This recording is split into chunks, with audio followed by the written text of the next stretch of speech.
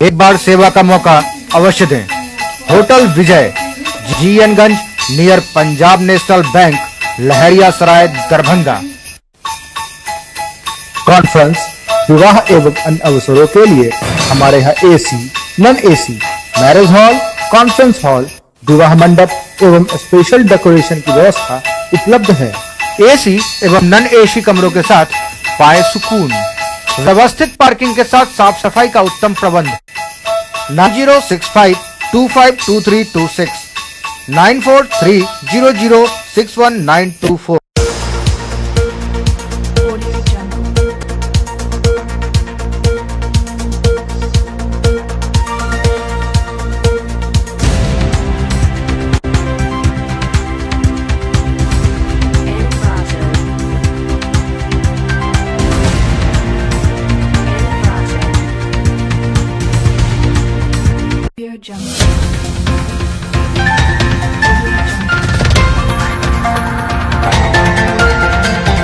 नमस्कार, Darbhanga news express में आपका स्वागत है। मैं हूं विनीता। प्रस्तुत है आज की ताजा खबरें। विगत 8 मार्च को करीब चौक पंचायत के पूर्व मुखिया जय कृष्ण यादव के 35 वर्षीय पुत्र शंकर यादव की सड़क दुर्घटना में मौत हो गई थी, लेकिन पुलिस ने पूरी छानबीन किए शव को लेकर लावारिस घोषित कर उसे दफना दिया था।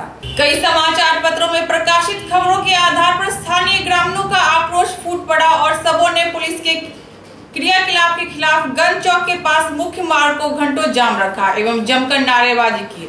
बहरहाल कथित दुर्घटना या हत्या को लेकर आम जनता ने प्रशासन को खूब खड़ी खोटी सुनाई और काफी समझाने के बाद रोड जाम समाप्त किया।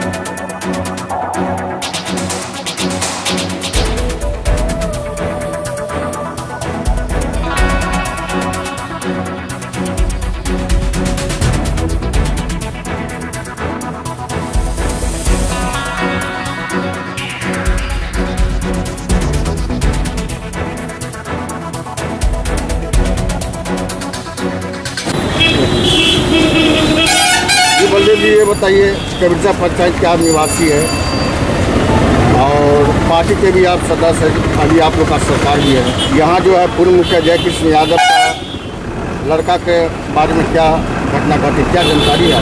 देखिए, इनका पूर्व मुखिया जी कबीरसा पंचायत सदर प्रखंड के सम्मानित व्यक्ति है, पूर्व मुखिया है।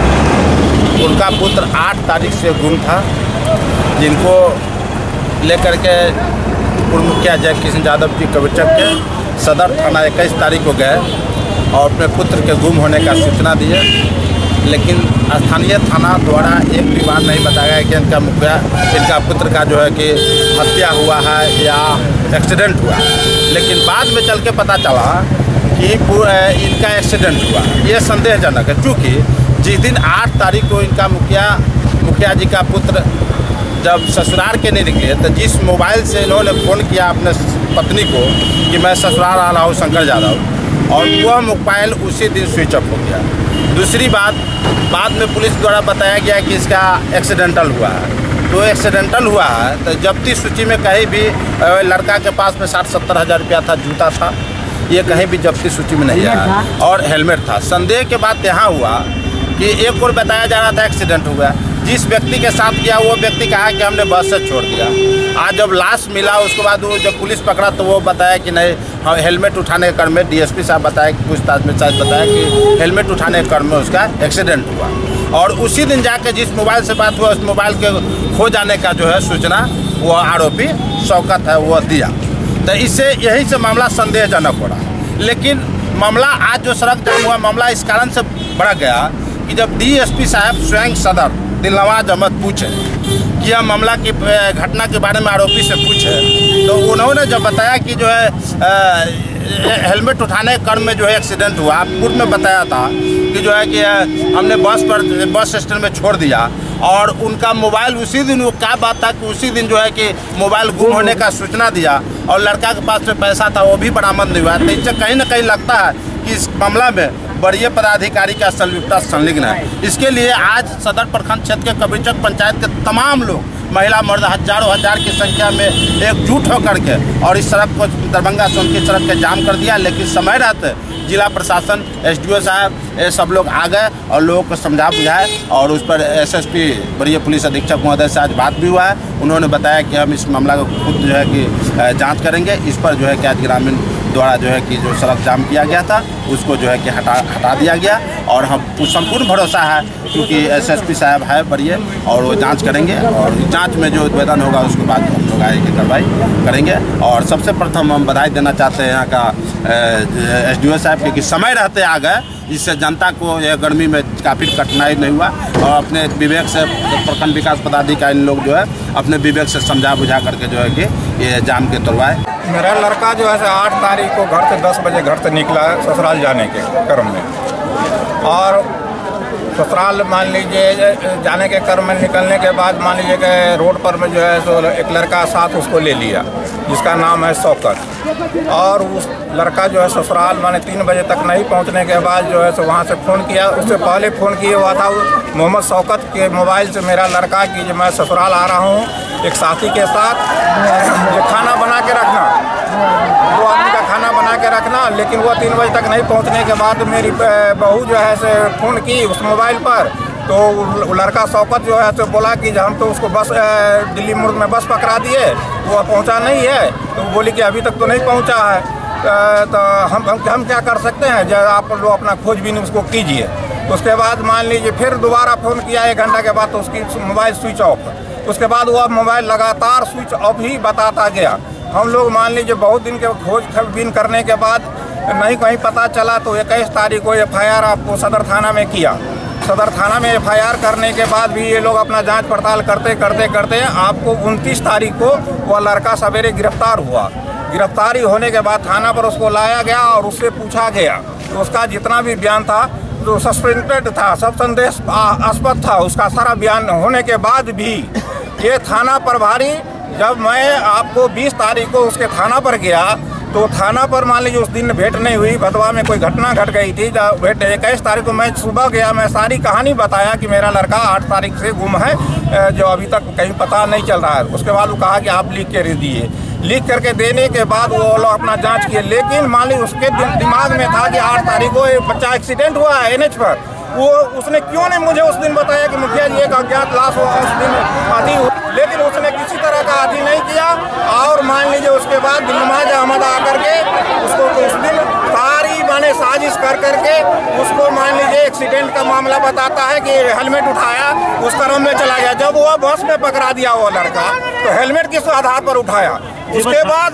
उसके बाद वो लड़का माने वो अपना मोबाइल का एंट्री सना करा लिया कि मेरा मोबाइल खोआ गया, जब यहाँ लोआ में जाए खरैया में जा करके। उसके पहले माने वो जब बयान दिया था कि मेरा मोबाइल आपको वुडवाइन स्कूल में खोआ गया है। तो डीएसपी का बहुत ही मान लीजिए जातिवाद कर रहे हैं। हमको न्याय चाहिए, हमको सच्चाई को बतलावे कि हाँ सच्चाई एक्सीडेंट है या उसका मर्डर है। जब तक मान लीजिए हमको न्याय नहीं मिलेगा तो हम मान लीजिए बैठेंगे नहीं। क्या नाम है लड़का जो मरा है? शंकर कुमार। आपका क्या नाम हुआ? मेरा नाम है जय कृष्ण यादव। कहाँ घर है? कबीरचक। ये कल जो एक घटना घटी थी ना यहाँ, जिसका उद्भेदन किए थे डीएसपी सब लोग थाना अध्यक्ष मिल करके, उसमें लावारिस लाश के वजह से हुआ था कि लावारिस उसमें पहचान नहीं पाया। उसके बाद अखबार में पेपर में जो बातें आई है ना, FIR में दूसरी बात ही पेपर में, हालांकि यहाँ के जो स्थानीय लोगों था उसको ये कहना हुआ कि अखबार में जो बातें आई है उसका इन्वेस्टिगेशन होना चाहिए, उसको पूछताछ होना चाहिए। तो हो गया। एसपी साहब से बात हुई, एसपी साहब बोले कि हम फिर उसको रिमांड पर लेकर के पूछताछ करेंगे। इन्वेस्टिगेशन में जो भी बातें आएगी उसको उजागर किया जाएगा, कोई भी दिक्कत नहीं। लोगों ने इस बात को मान लिया कि हाँ ठीक है, एसपी साहब आ रहे हैं, उसको तो फिर रिमांड पर लिया जाएगा, उसको पूछताछ। अभी इन लोगों का कोई अखबार में कोई आई थी सूचना, उसके आधार पर इन लोगों को कुछ था, गलतफहमी थी। तो एसएसपी साहब से बात हो गई है। एसएसपी साहब ने कहा है कि हम खुद से देखेंगे इस केस को, और ये क्या है, दुर्घटना है या हत्या है, जो भी चीज़ है उसका खुद करेंगे वो। तो ये लोग मान गए हैं, अब तो रोड खाली हो रहा है इसका। जैसे शंकर के पिता का कहना है कि शौकत नाम का लड़का जो है उनको घर से बुला करके ले गया, उनका पूरा शक उन्हीं पर हत्या का जा रहा है। नहीं वही ना है, वो तो जेल भी गया है ना। वो जो जिस लड़के पे हत्या का शक है जेल में है अभी, और इसका अनुसंधान जो है ना वरीय पुलिस अधीक्षक खुद करेंगे। वो अपना देखेंगे डायरेक्ट, उन्हीं के सुपरविजन में सारा कुछ, ठीक है। रविवार को मिथिला विश्वविद्यालय में आयोजित हो रहे दीक्षांत समारोह में तैयारी अंतिम चरण में है। शनिवार को मिथिला विश्वविद्यालय के कुलपति प्रोफेसर सुरेंद्र कुमार सिंह तथा अन्य पदाधिकारियों ने आयोजन स्थल का जायजा लिया एवं कार्यक्रम के पूर्वाभ्यास का गहन निरीक्षण किया। गौरतलब है कि ड्रेस कोड को लेकर पूर्व मंत्री मदन मोहन झा, विधायक संजय सरावगी, पूर्व विधान पार्षद विनोद चौधरी समेत अन्य लोग तीखी प्रतिक्रिया व्यक्त कर रहे हैं।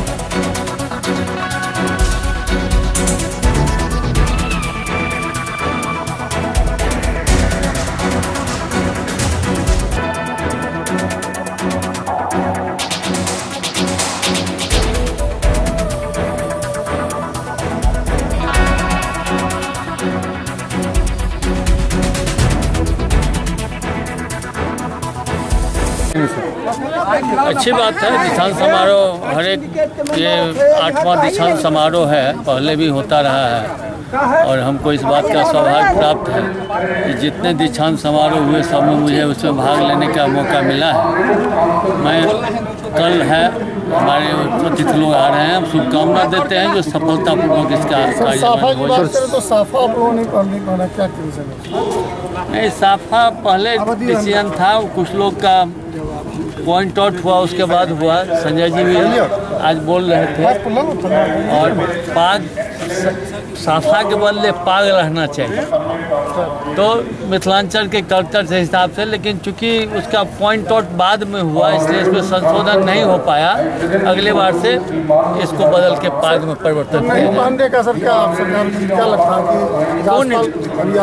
नहीं सुनिए ना, आज साफा वो लोग पाग पहनेंगे, बस सीधी बात, एक लाइन। सर एक समारोह में विभिन्न तरह के जो ये सब चलता है, हम लोग नहीं मान रहे हैं। आप लोग नहीं मान रहे इस चीज को? हाँ, और इसका विरोध है आपका? हाँ, इसलिए हुआ जब हम लोगों ने सिंडिकेट में उस रोज हम लोग कोई नहीं थे और जो लोग थे वो पास कर लिए, तो आज उसका कंफर्मेशन था। आज हम लोगों ने उस पर सवाल किया कि कैसे हुआ, तो ये तय हुआ, वो तय हुआ कि अगले बार से पाग रहेगा।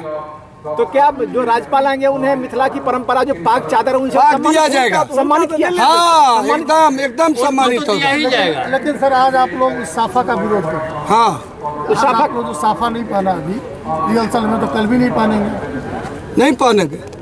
कल क्या पहनेंगे आप लोग? पाग पहनेंगे। कौन सा पाग? क्या पाग जो होता है मिथिला का पाग, ये जो अभी दिया जाता है ये क्या है? ये कहाँ हम पहने? क्या ये है? क्या हमको नहीं पता है क्या है। ये सीधा सीधा विरोध है। ये भी विरोध किया। समारोह, दीक्षांत समारोह विश्वविद्यालय का सबसे महत्वपूर्ण समारोह होता है और सिंबॉलिक आज पास हुआ जो हम लोग इसका विरोध करते हैं। कन्फर्मेशन होता है सिंडिकेट की बैठक, वो नहीं पास हुआ, तब ये हुआ। तैयारी हो गई है, अब एक दिन में नहीं हो सकता है, व्यवस्था का सवाल है।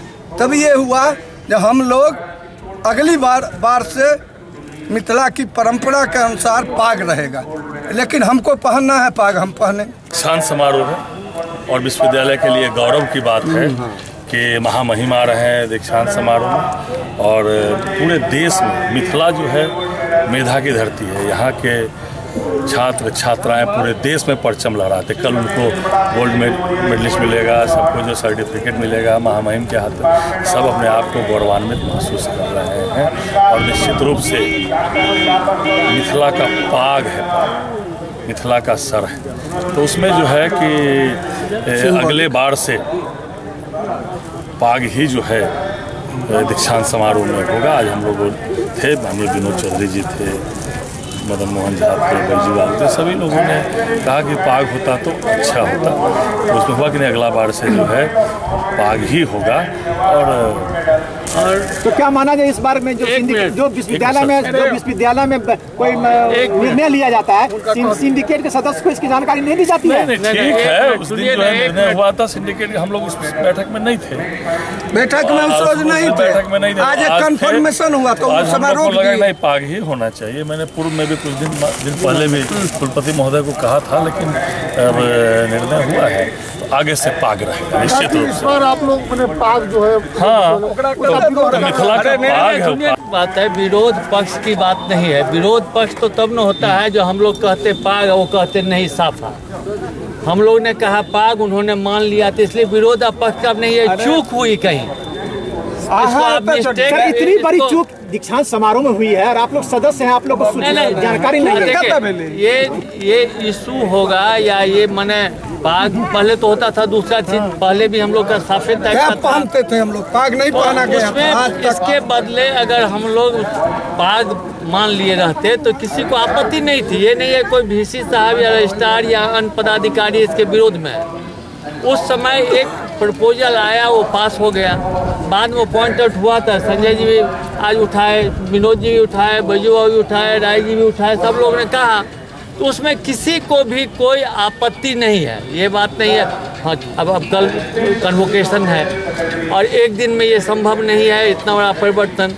तो सैद्धांतिक रूप से उन्होंने मान लिया, सब लोग हम लोग मान लिए बस इसको संशोधित कर देना है, एक बार जो चूक हुआ उसको। सर इस बार जो आपका दीक्षांत समारोह उसमें तमाम आप लोग जितने भी राजनीतिक दल से जुड़े हुए लोग हैं सारे लोग इस साफा का विरोध कर रहे हैं। कोई नहीं विरोध, राजनीतिक दल के लोग नहीं, कोई भी पदाधिकारी विरोध नहीं कर रहे हैं, क्योंकि एक व्यवस्था बनी है इसलिए इसको कर लेंगे, इतना जल्दी संभव नहीं है। तो तमाम पदाधिकारी पहने वाले राजनीतिक दल के लोग नहीं पहने।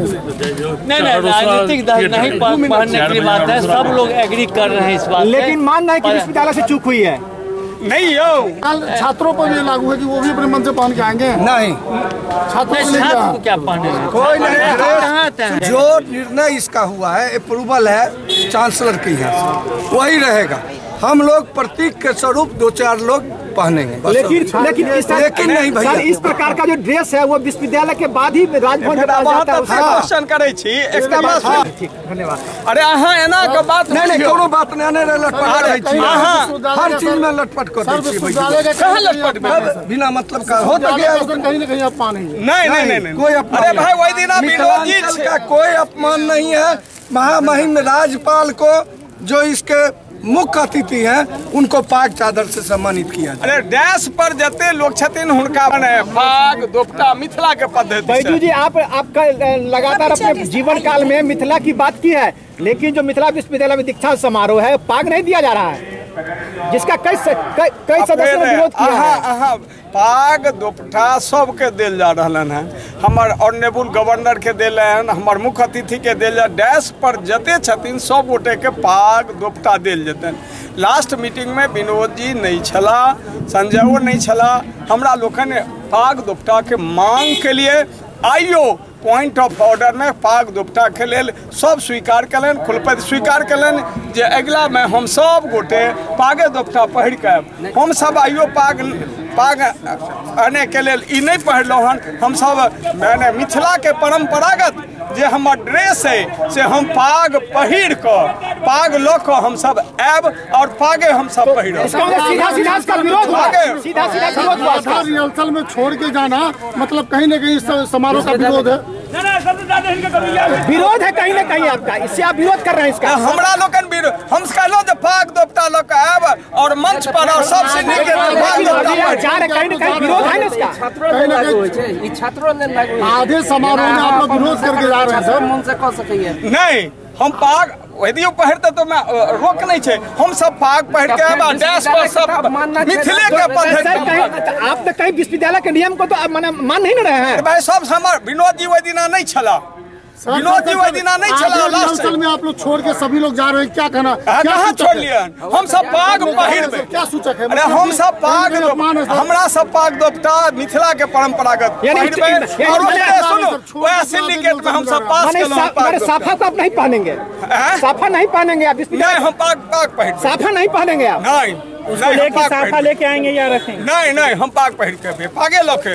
अंतिम रिहर्सल था जिसमें कि एकेडमिक प्रोसेसन के लोगों ने भी भाग लिया, सिंडिकेट, सीनेट और एकेडमिक काउंसिल के मेंबर तथा माननीय जो है कुलपति, प्रतिकुलपति, रजिस्ट्रार। सर साफा का विरोध किया गया यहाँ पाग को लेकर के?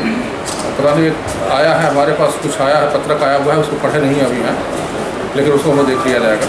उस सदस्यों ने विरोध जताया है सर, क्या कहेंगे? पता नहीं, हमको इसकी जानकारी नहीं है। मैंने हमको बताया नहीं कि हम विरोध जताने के लिए कुछ कर रहे हैं। हमको ये मान के नहीं चलना है कि सारे सदस्यों के सर पे जो कार्ड निर्धारित है वो पहने हुए हैं। कई सिंडिकेट सदस्य ने कहा कि जो ये निर्णय लिया गया उस समय में हम लोग नहीं थे, ये हमारे ये उनकी बात हो सकती है, आप उनसे बात कर लीजिए।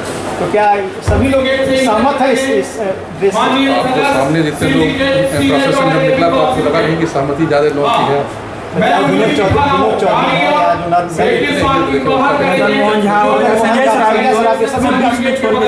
विरोध किया इनका, कहे कि मैं उनकी इच्छा है, एक सिंडिकेट का निर्णय है, उसको हम लोग लागू कर रहे हैं। तो क्या पाग भी अलाव है और साफा के लिए? हम सिंडिकेट के निर्णय को आपको बता देते हैं, जो हम लोग पहने हुए हैं वो सिंडिकेट का निर्णय है। लेकिन सर वो लोग बोले हम पाग पहन के आवेंगे, जो भी पहन के आवे वो उनके व्यक्तिगत अधिकार है। अगर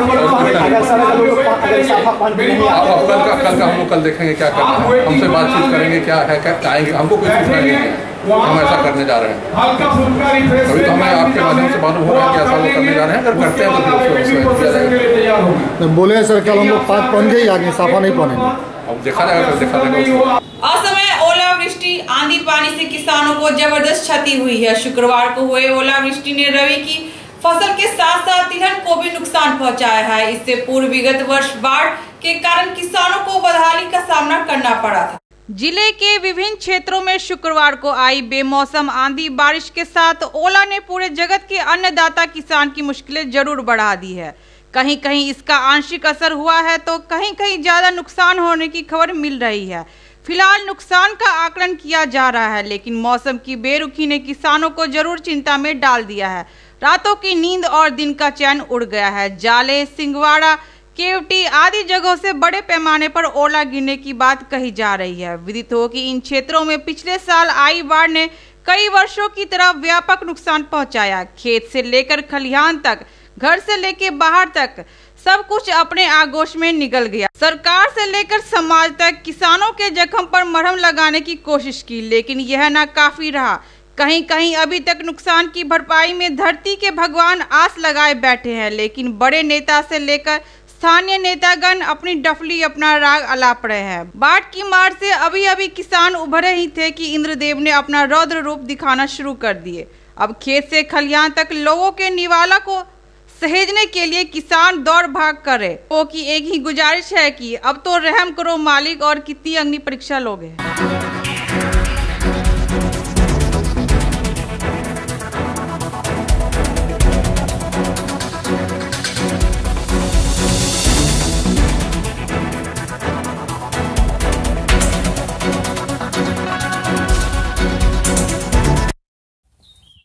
घर बहुआरा कमलेश्वर पासवान। और ये तो तूफान आया, आंधी तूफान में पत्थर गिरा, 250-300 ग्राम का पत्थर गिरा। हमें हम लोग तो रही पलट लेबटे भी टूट गया सर। और तूफान तो इतना आया था, रात में तूफान आया था। खेती पथारी है, गम तम किए हुए हैं सर, वो भी बर्बाद होने जा रहा है। क्या होगा नहीं होगा मौसम को। बिहार सरकार द्वारा संबंध एवं मिथिला विश्वविद्यालय के अंतर्गत कटलवाड़ी मोहल्ला स्थित MMTM कॉलेज के शिक्षक एवं कर्मचारियों ने दूसरे दिन भी विश्वविद्यालय परिसर में धरना जारी रखा। गौरतलब है कि वित्तीय अनियमितता समेत मनमानी नियुक्ति की जांच की मांग को लेकर महाविद्यालय के शिक्षक एवं शिक्षकेतर कर्मचारी अनिश्चितकालीन धरना पर बैठे हुए हैं।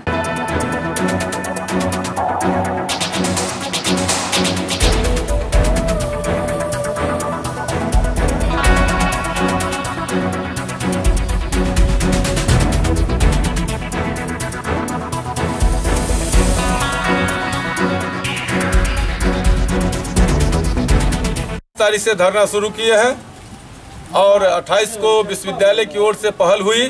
कुल सचिव और प्रोक्टर साहब आए हुए थे, लेकिन उन लोगों का जो नज़रिया था, जो स्थिति था, हमको साफ सुथरा नहीं लगा। उन लोगों ने लिपापोती करने की बात कर रहे थे। हम लोगों ने उनसे आग्रह किया कि आप एक लिखित, यदि आप चाहते हैं कि आंदोलन अभी स्थगित हो, कुलपति महोदय बाहर क्षेत्र से बाहर हैं, तो हम लोग इसको मान सकते हैं, बशर्ते कि आप नियत साफ करके आइए। एक समझौता पत्र जो होता है वो दीजिए, एक समय निर्धारित करिए कि कब कुलपति महोदय आते हैं और किस एक सप्ताह या 5 दिन या कब हम लोग उसको प्रतिनिधिमंडल के लिए फिर बुलाते हैं। ऐसा एक पत्र चाहिए, लेकिन अभी तक वो इस पर किसी तरह का पहल नहीं किए हैं। इसीलिए फिर हम लोग आज पुनः दूसरे दिन, चूँकि 2 दिन कल और परसों विश्वविद्यालय अवकाश था, इसलिए पुनः आज से हम लोग धरना पर बैठे हैं। तब तक हम लोग बैठेंगे जब तक विश्वविद्यालय से किसी तरह का कोई पत्र नहीं मिलता है, कोई वार्ता के लिए बुलावा नहीं आता है और जो हमारी समस्याएं हैं उस पर गंभीरता से विचार नहीं करेगा, तो निश्चित तौर पर हमारा यह धरना जारी रहेगा। माननीय सर्वोच्च न्यायालय द्वारा अनुसूचित जाति एवं जनजाति अधिनियम में किए गए संशोधन से आक्रोशित भीम आर्मी एवं इनकलाबी नौजवान सभा ने शनिवार को पोलो मैदान में संयुक्त रूप से प्रेस वार्ता का आयोजन किया। और अधिनियम में किए गए बदलाव को लेकर आगामी 2 अप्रैल को भारत बंद को सफल बनाने का आह्वान किया।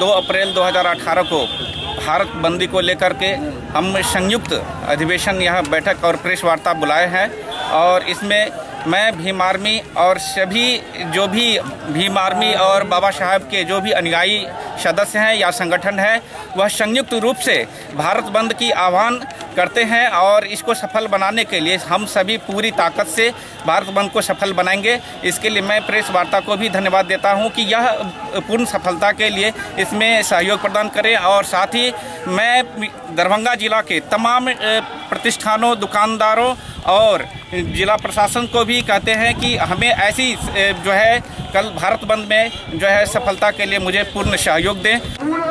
आज 2 अप्रैल 2018 को पूरे देश में पूरे दलित संगठनों की ओर से जो केंद्र सरकार की जो ओछी राजनीति हो रही है, माननीय उच्चतम न्यायालय को अपना हथियार बना करके अनुसूचित जाति जनजाति अत्याचार अधिनियम में जो संशोधन किया गया है, यह बहुत बड़ा दलितों के साथ अत्याचार का एक पोषक प्रश्न समाज के तहत पूरे भारतवर्ष में खड़ा किया जा रहा है। बाबा साहब अम्बेडकर के द्वारा दिए हुए अधिकार को ये केंद्र की भगवाकरण सरकार जो है माननीय उच्चतम न्यायालय को अपना मोहरा बना करके हमें अधिकार से वंचित किया जा रहा है, संशोधन किया गया है।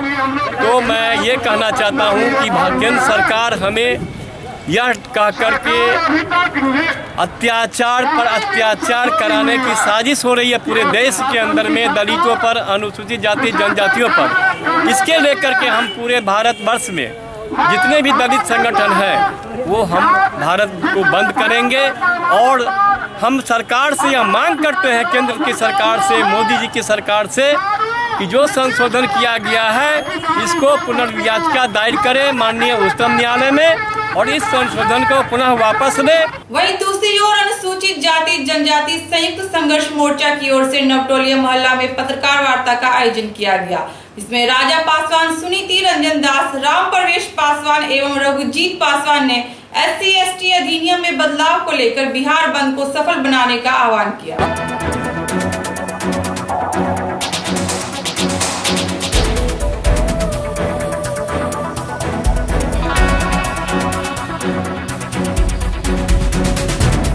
माननीय दीपक मिश्रा के द्वारा जो हमारे बाबा साहब का बनाए हुए आरक्षण के संविधान को छेड़छाड़ करने का जो काम शुरू किया है, उससे तमाम हिंदुस्तान के दलित महादलित समाज के लोगों को काफ़ी ठेस पहुंचा है। इसी के विरोध में चूँकि आए दिन हिंदुस्तान के अंदर में मनुवादी व्यवस्था RSS हो, चाहे राष्ट्रीय स्वयंसेवक संघ हो, चाहे बजरंग दल हो, ये सारे लोग अपनी राजनीति के आड़ में कहीं न कहीं हमारे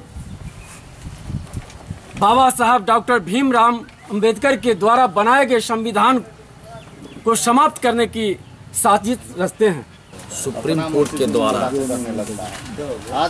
SC/ST एक्ट को जो है छेड़छाड़ किया गया है, उसी के विरोध में संपूर्ण भारतवर्ष 2 अप्रैल को भारत बंद है।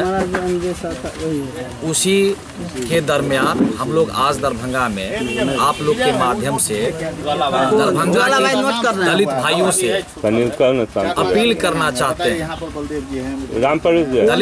दलित भाइयों से अपील करना चाहते हैं कि अधिक से अधिक संख्या में 2 तारीख को सड़क पर उतरे। दलितों की अधिकार की बात है हम लोग को किसी जाति समुदाय से लड़ाई नहीं है। हम लोग व्यवस्था के खिलाफ लड़ाई लड़ रहे हैं। जो हमारा व्यवस्था है बनी हुई है वह व्यवस्था बनी रहनी चाहिए। अगर उसके साथ किसी प्रकार का कोई छेड़छाड़ होता है तो हम लोग करोड़ों करोड़ दलित समुदाय सड़क पर उतरने का जो योजना बनाए हैं, इस योजना के तहत आप लोग के माध्यम से 2 तारीख को सड़क पर उतरने का और आप ही लोग के माध्यम से हम लोग ये अपील कर रहे हैं। पूरे देश के जितने भी राजनीतिक पार्टी के लोग हैं, MP हैं, MLA हैं, सभी लोगों से मांग करते हैं, सभी दल के लोगों से कि 2 तारीख भारत बंद को समर्थन करें। डबल बेंच के इस फैसले को हम अनुसूचित जनजाति के तरफ से जो ये एक्ट को जो ख़त्म किया जा रहा है, इसके विरोध में हम लोग 2 अप्रैल को पूरे भारत में चक्का जाम करने का जो निर्णय है उसको हम अपने दरभंगा जिला में भिन्न भिन्न जगह पर चारों तरफ हम अपने दलित समुदाय, अनुसूचित जनजाति के जितने भी तमाम माताओं एवं बहनों हैं उन सब से अपील करते हैं कि आप रोड पर आकर के इस फैसला का विरोध कीजिए। नहीं तो आने वाले समय में ये जो सत्ताधारी जो भी राजनीतिक करते हैं और पहले से चैलेंज करते हैं कि आने वाले समय में हम आरक्षण को खत्म कर देंगे। क्या आज हमारा जो जनसंख्या है, जो हमारा भीमराव अंबेडकर साहब का जो सपना था, उस सपना को ये लोग चकनाचूर करना चाहते हैं। एक आदेश पारित हुआ है जो अनुसूचित जाति जनजाति अत्याचार में जो उससे संबंधित एक्ट है उसको कमज़ोर किया गया है। आपको पता होगा कि 7 साल से कम जिसमें सज़ा होता है वो ऐसे ही बेलेबल सेक्शन में होता है FIR, और उसको पुलिस की गिरफ्तारी का कोई भय नहीं होता है। उसी दायरे में इस एक्ट को रखा गया हुआ था कुछ वर्षों से। जब उस एक्ट के को 7 वर्ष सजा के अंतर्गत रखा गया जिसमें गिरफ्तारी की कहीं से कोई संभावना नहीं थी, आशंका और अंदेशा नहीं था, तो फिर इस एक्ट को FIR लेने में क्या दिक्कत था? इसके तहत जो FIR लेने के लिए पुलिस उपाधीक्षक रैंक के पदाधिकारी जाएंगे यह पता करने के लिए कि क्या इन्होंने जो आवेदन दिया है ये सही है या गलत है।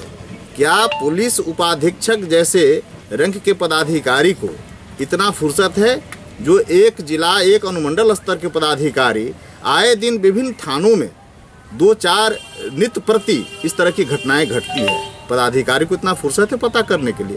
23 सूत्री मांगों को लेकर शनिवार को हिंदुस्तानी आवाम मोर्चा सेकुलर ने समाहरणालय के समक्ष 1 दिवसीय धरना दिया। धरना का नेतृत्व कर रहे मोर्चा के अध्यक्ष RK दत्ता ने कहा कि ओलावृष्टि एवं प्राकृतिक आपदा से किसानों को हुई क्षति का मुआवजा मिलना चाहिए। साथ ही सरकारी जमीन पर बसे भूमिहीनों को बास गीत का पर्चा निर्गत किया जाए।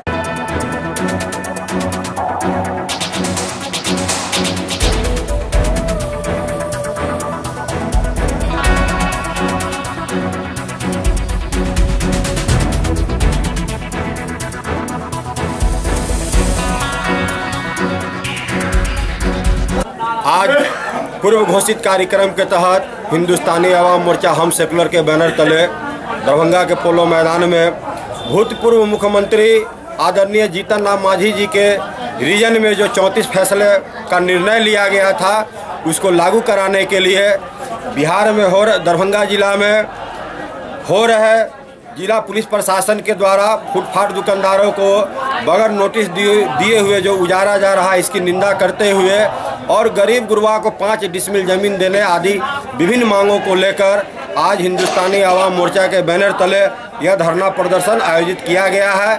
साथ ही बिहार और केंद्र सरकार के मजदूर विरोधी नीति के खिलाफ आगामी 8 अप्रैल को पटना के गांधी मैदान में आदरणीय भूतपूर्व मुख्यमंत्री जीतन राम मांझी जी के नेतृत्व में विशाल गरीब स्वाभिमान रैली का भी आयोजन के माध्यम से बिहार सरकार को उखाड़ फेंकने का आह्वान किया जाएगा।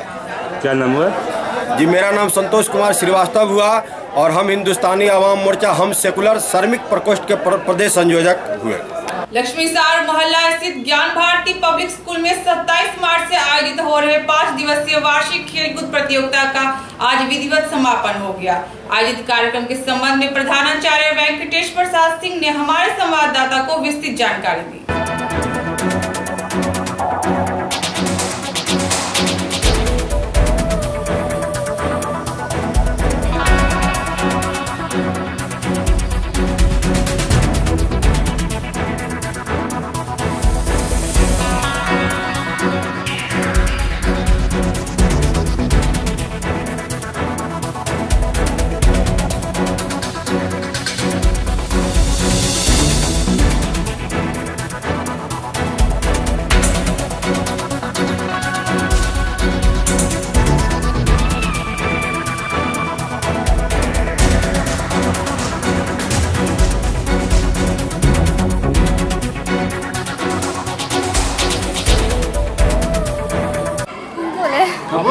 मैं ज्ञान भारती बोलो मैं ज्ञान भारती पब्लिक स्कूल की हूँ और मैं कैरम में ग्रुप ए की फर्स्ट विनर हूँ।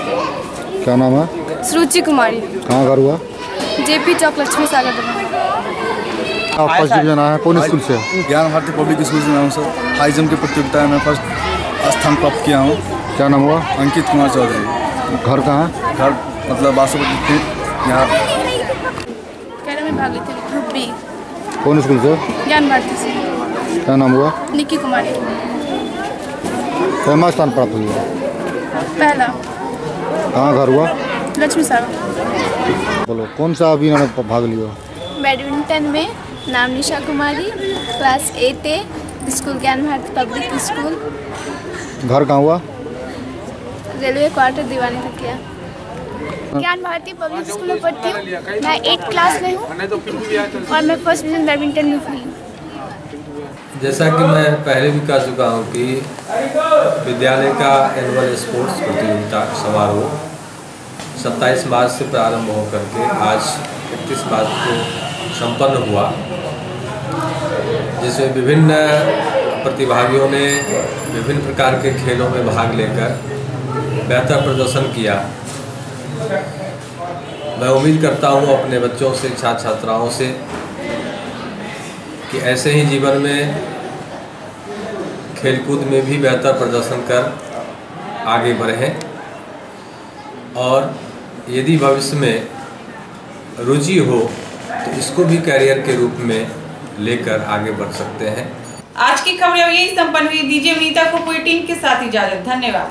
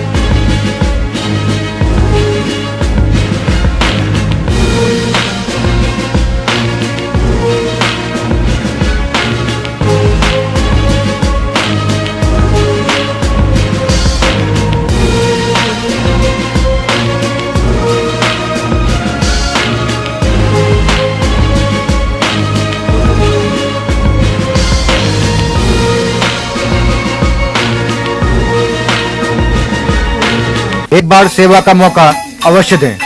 होटल विजय, GN-गंज, नियर पंजाब नेशनल बैंक, लहरिया सराय, दरभंगा। कॉन्फ्रेंस, विवाह एवं अन्य अवसरों के लिए हमारे यहाँ AC, non AC, marriage hall, conference hall, विवाह मंडप एवं स्पेशल डेकोरेशन की व्यवस्था उपलब्ध है। AC एवं नॉन AC कमरों के साथ पाए सुकून। व्यवस्थित पार्किंग के साथ साफ सफाई का उत्तम प्रबंध। 9065252326 9430061924।